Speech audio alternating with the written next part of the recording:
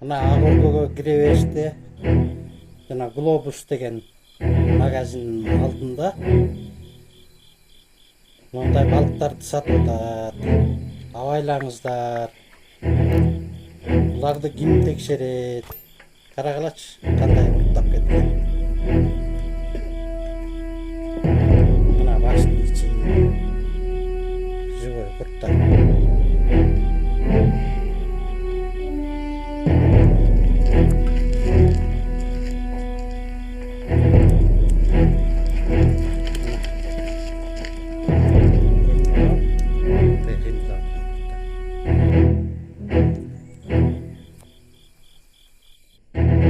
Тазалыктын жумушчусун сүзүп кеткен айдоочу милиция кызматкери экени такталды.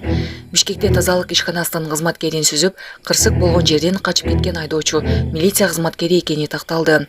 Бул тууралуу милициянын кайгыл кызмат башкармалыгынан билдиришти. Белгилесек, 8-июнда саат 4:30 чамасында Москва жана Кулеев көчөлөрүнүн кесилишинен тазалык ишканасынын кызматкерин унаа сүзүп, кырсык болгон жерден качып кеткен.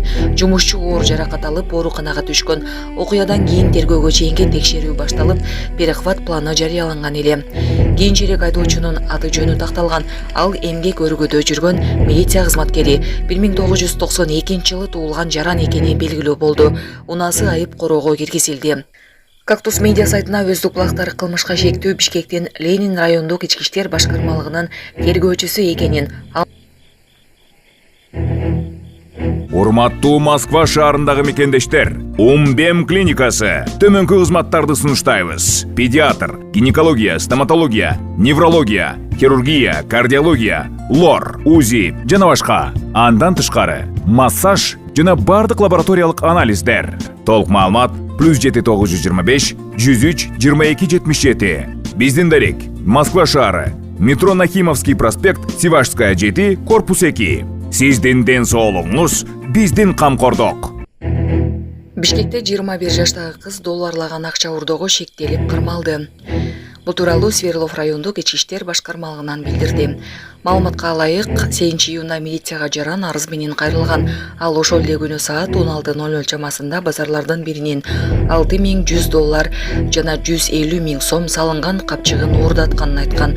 Шектүү катары 2003-жылы туулган жаран кармалып, убактылуу кармоочу жайга киргизилген. Казан аэропортунун иши бүгүн да үзгүлтүккө учурады.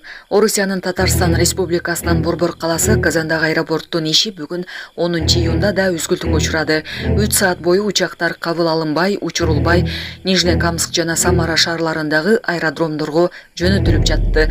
Буга коопсуздуктан улам көрүлгөн чара себеп болгонун Росавиация маалымдады.